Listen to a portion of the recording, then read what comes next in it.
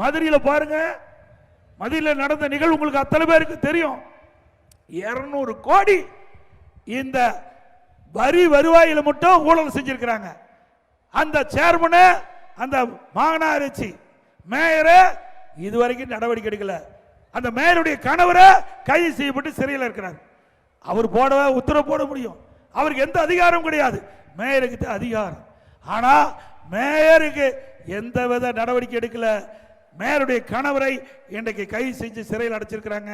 அதே போல திமுக கட்சி சேர்ந்த 5 மண்டல குழு தலைவர் ராஜினாமா செஞ்சிருக்கிறாங்க. 2 குழுவுடைய தலைவர் ராஜினாமா செஞ்சிருக்கிறாங்க. பல அதிகாரிகள் சிறையில் இருக்கிறாங்க.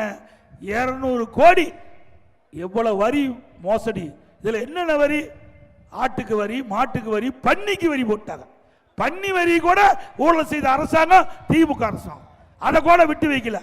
இப்படி மதுரையில் வரி மேல் வரி போட்டு மக்களுடைய பணங்களை சுரண்டி 200 கோடி ஊழல் செஞ்சிருக்கிறீங்க. அங்க மட்டும் இல்ல, திண்டுக்கல்ல 4.5 கோடி அங்க ஊழல் அதிகாரிகள் சிறையில் இருக்கிறாங்க.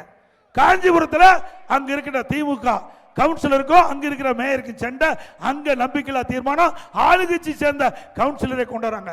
திருநெல்வேலியில அங்க பிரச்சனை, அங்க மேயருக்கு கவுன்சிலருக்கும் பிரச்சனை, மேயரை மாற்ற வேணும். அதே மாதிரி கோயம்புத்தூர்ல ஆளுங்கட்சியில் இருக்கிற கவுன்சிலருக்கும் மேயருக்கும் பிரச்சனை. எதுல? பங்கு பிரிப்பதில் பிரச்சனை.